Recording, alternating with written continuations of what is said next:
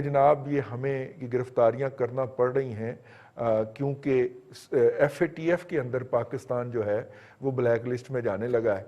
इस खित्ते के अंदर इस वक्त एक बड़ी जंग जो है वो सर पे खड़ी हुई है, सराहने खड़ी हुई है, जो इंडिया और चाइना की जंग है, और वो कश्मीर के ऊपर है, और हम कश्मीर के हम भी दावेदार हैं।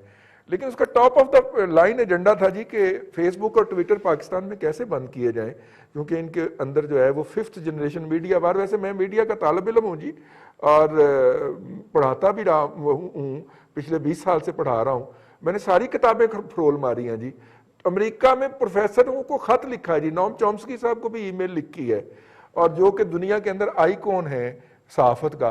तो उन्होंने कहा जी मुझे नहीं पता ये 5th जनरेशन वॉर क्या है, ये तो आपसे मुझे पहली दफ़ा पता चल रहा है। लेकिन हम अपने यहाँ लड़ी जा रहे हैं जी, और हम फेसबुक और ट्विटर बंद करने की बात करते हैं ताकि ये लोग बोलते जो है, ये जो चंद शर पसंद हैं, इनको लटकाया क्यों ना जाए, इनका मुंह क्यों ना बंद किया जाए। सर दुखी हूँ आज मैं बहुत ज़्यादा, ये जो ट्रेजिडी हुई है उसके ऊपर, और जिस तरह उसके ऊपर रिएक्ट किया है आपकी लाई हुई गवर्नमेंट ने।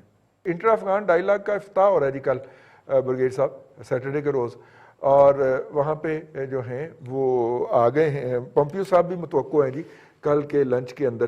कैसे देख रहे हैं जी? टाइम कम रह गया, लेकिन मैं चाहूँगा थोड़ा सा मुख्तसरन हमारी रहनुमाई कीजिएगा। रईस साहब, ये तो मेरे ख्याल में एक वो स्टार्ट अभी हो रहा है पीस प्रोसेस सही मानों में, कि अभी इंटर अफगान डायलॉग आ रहा है, और उम्मीद ये की जाती है कि इस डायलॉग के नतीजे में अफगानिस्तान में अमन आ जाएगा। अगर पाकिस्तान के इंटरेस्ट के हिसाब से देखा जाए तो पाकिस्तान के लिए अफगानिस्तान में अमन आना बहुत ज़रूरी है, कि अगर अफगानिस्तान में अमन होगा, अफगानिस्तान स्टेबलाइज होगा, तो यकीनी तौर पर पाकिस्तान भी स्टेबलाइज हो जाएगा। और पाकिस्तान की ख्वाहिश ये होगी कि एक ट्रांजिशन ऑफ पावर जो है वो अफगानिस्तान में, काबुल में बहुत आराम से हो, और जो भी नई गवर्नमेंट आती है वो टोटली अफगान गवर्नमेंट होगी, और उसको अफगानिस्तान के तमाम जो इलाके हैं, तमाम मुख्तलिफ किस्म के एथनिक ग्रुप्स जो हैं, उन सब की सपोर्ट हासिल होगी। और पाकिस्तान को सबसे बड़ी जो इसमें फ़ायदा होगा, या पाकिस्तान का इंटरेस्ट जो है, वो ये है कि अफगानिस्तान की जो सरजमीन है वो पाकिस्तान के खिलाफ इस्तेमाल होनी शायद बंद हो जाए, क्योंकि वहाँ पे जितने भी टेररिस्ट ग्रुप्स हैं, और जो कि हिंदुस्तान और NDS और रॉ की के कहने के ऊपर वो पाकिस्तान के खिलाफ कार्रवाइयाँ कर रहे हैं आजकल, वो उम्मीद ये की जाती है कि नई गवर्नमेंट के आने के बाद वो ख़त्म हो जाएगा। और उसके बाद सबसे इम्पोर्टेंट बात यह है कि वेस्टर्न फ्लैंक हमारा पैसिफाई हो जाता है, स्टेबलाइज हो जाता है, और CPEC के तनाजुर में इंटरकनेक्टिविटी बेहतर हो जाती है, ट्रेड दोबारा शुरू हो जाता है, और पाकिस्तान और अफगानिस्तान दोनों मिलकर एक बहुत अच्छे फ्यूचर की तरफ वो देख सकते हैं। जो इसमें पिटफॉल्स मुझे नज़र आ रही हैं इस इंटर अफगान डायलॉग में, और कि ये बातचीत आगे जो चलेगी, उसमें 3-4 चीज़ें ऐसी हैं जो कि बहुत इम्पॉर्टेंट हैं, और उनको हमें ख़ास तौर पर उन पर नज़र रखनी पड़ेगी कि उन इश्यूज़ को ये किस तरह से टैकल करते हैं। सबसे पहली बात तो यह है कि इतने सालों से तालिबान जो है और अफगान गवर्नमेंट जो नेशनल यूनिटी गवर्नमेंट जो है, ये एक दूसरे के ऊपर हमले करते रहे। इन्होंने एक दूसरे के बहुत ज़्यादा लोग मारे हैं। क्या ये अपनी सारी रंजिशें, कत्ल व गारत भूल जाएंगे और दोस्ती का और अमन का हाथ बढ़ाकर ये एक मेज़ पर बैठ तो गए हैं, क्या ये एक हुकूमत ही बना सकेंगे? ये एक बहुत बड़ा सवाल है। दूसरा है द टाइप ऑफ गवर्नमेंट। ये इनकी दोनों मुख्तलिफ हैं, ऑलमोस्ट ऑपोजिट हैं एक दूसरे से। तालिबान चाहते हैं इस्लामिक शरिया कि गवर्नमेंट हो जो इस्लामिक शरिया के मुताबिक चले। नेशनल यूनिटी गवर्नमेंट वाले या नॉर्दर्न अलायंस वाले चाहते हैं वेस्टर्न पार्लियामेंट्री डेमोक्रेसी। तो ये कहाँ पे आके इनमें कॉमन ग्राउंड आएगी, और कहाँ पे नई जो गवर्नमेंट आनी है अफगानिस्तान में, वो किस शक्ल में आएगी?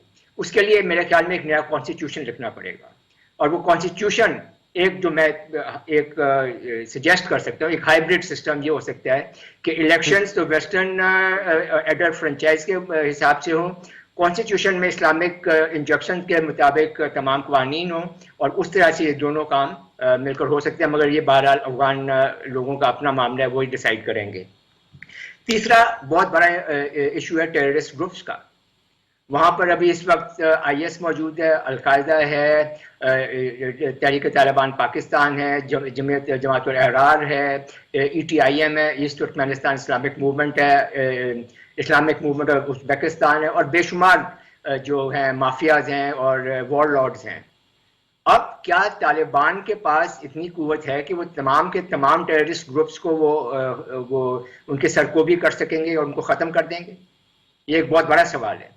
बिल्कुल और ठीक। क्या उनकी मदद अमेरिका को नहीं करनी चाहिए कि जाने बिल्कुल से ठीक। पहले वो इन सब ग्रुप्स को ख़त्म करके जाए, ताकि बिल्कुल जो ठीक। नई अफगान गवर्नमेंट बने वो पुरसुकून सही। तरीके से हुकूमत कर सके। और बिल्कुल आखिरी ठीक। सबसे इम्पोर्टेंट बात है, हाँ और जी। वो ये है कि बिलफर्ज ये तमाम मामला हो जाते हैं और नई गवर्नमेंट बन जाती है, तो बराए करम हमें यह अब सोचना है कि जो नेशनल यूनिटी गवर्नमेंट के जो मेन ऑफिशियल्स हैं, प्रेसिडेंट अशरफ गनी, अब्दुल्ला सही। अब्दुल्ला, स्तानक जई सही। साहब, एनडीएस के जो तमाम उनके बड़े लोग जो हैं, उनकी अफवाज के जो बड़े लोग हैं, हाँ जी। उनका डिस्पोजल क्या होगा?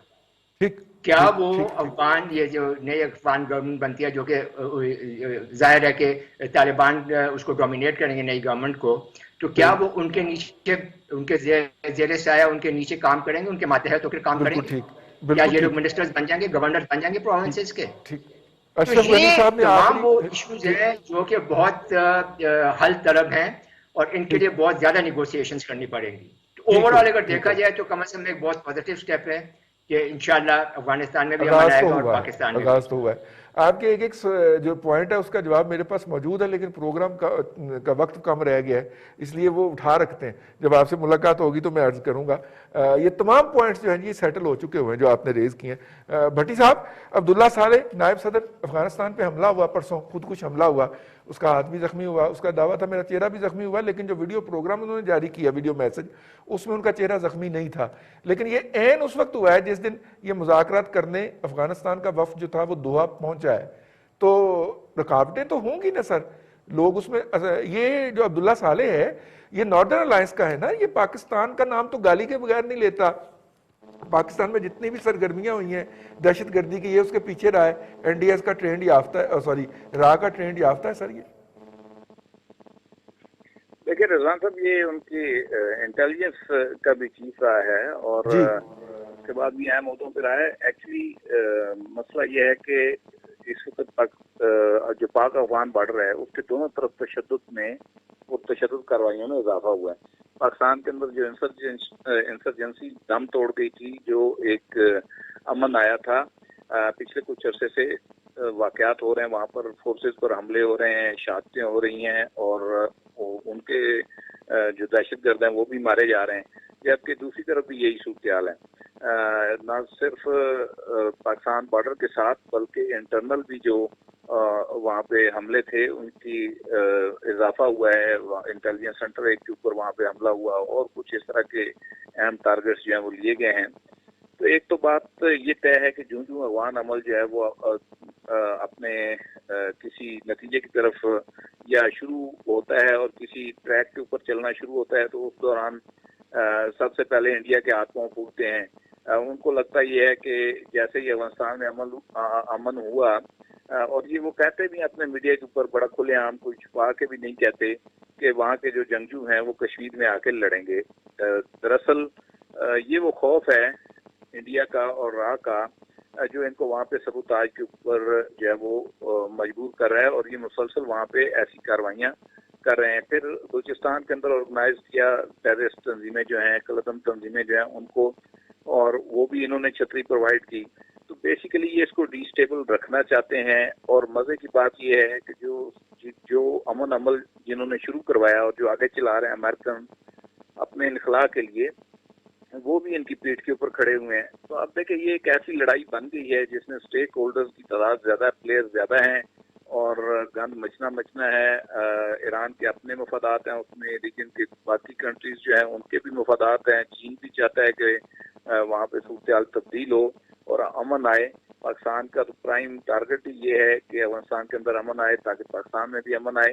तो इस सारी सूरत में जो स्पॉइलर हैं उनके पास इस वक्त स्पेस ज्यादा है, क्योंकि जो ग्रोथ है मुख्तलिफ जंगजू ग्रो अफगानिस्तान के अंदर, वो अब किसी एक आप कह लें कि ऑर्गेनाइजेशन के अंदर या क़यादत के तहत काम नहीं कर रहे, वो बिखर चुके हुए हैं। और तालिबान की वजह से ये जो पॉइंट था कि जैसे ही वो कार्रवाइयाँ बंद करेंगे उनके लोग जो है वो तितर बितर हो जाएंगे, ये उनकी लॉजिक रही है शुरू से। वो ऐसा ही हुआ और काफ़ी ज़्यादा जो ग्रोह हैं वो अपने से ही अब कार्रवाइयाँ कर रहे हैं।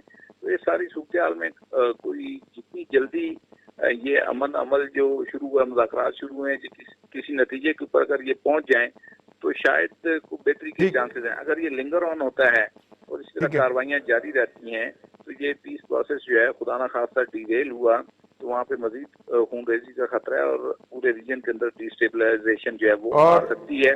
हमें तवक्को ये करनी चाहिए, पाकिस्तान इसमें अपना किरदार अदा कर रहा है, बाकी रीजन के मालिक भी अपना अपना किरदार अदा करें कि ये जो अमन अमल है जल्द अज जल्द अपने नतीजे की तरफ जो है वो पहुंचे और वो यकीनन एक वसील बुनियाद अफगान हुकूमत है जिसमें तमाम धड़ों को वहाँ पे हिस्सा मिले और वो किसी एक मैकेनिज्म के तहत आकर जंग छोड़ के अफगानिस्तान की तरक्की और खुशहाली के लिए काम करें।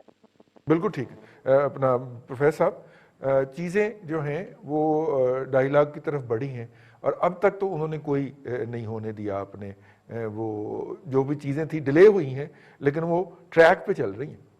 देखिए, मुझे नहीं रजी लगता कि ये कोई मामला बड़ी जल्दी सुलझने वाला है। मेरी एक बात जो मैंने तारीख में देखी है, जहाँ अस्करियत पसंदी और अमेरिका परस्ती इकट्ठे हो जाएं वहाँ अमन और मामलात का सुधरना इतना आसान काम नहीं रहता। सही। वैसे आप एक लतीफ़ा सुन लीजिए कि एक नॉर्वेजन ने ट्रंप को की सिफारिशात की हैं कि इसे अमन का नोबेल प्राइज़ दिया जाए और इससे पहले भी 2018 में नॉर्वेजन बड़े शुगली नहीं मान। अच्छा, वो ये कहते हैं, जरा गौर कीजिए, उनके कहने पे गौर फरमाइए, वो कहते हैं जी देखें इजराइल और अरबों को करीब किया ट्रंप ने और ये अमन का बहुत बड़ा काम है। अच्छा। 2018 में जिसने नोबेल प्राइज की सिफारिश की थी उस शख्स ने कहा कि जनूबी कोरिया और शुमाली कोरिया को मोहब्बतों से करीब किया है और मोहब्बतों के करीब तर किया ट्रंप ने, लिहाजा इन्हें नोबेल प्राइज। एक बात मैं जाते जाते लतीफ़े में ये भी कर दूं कि अगर आप यूनिवर्सिटी के प्रोफेसर हैं तो अमन के लिए सिफारिश आप भी कर सकते हैं। अगर आप वजारत खारजा के डायरेक्टर हैं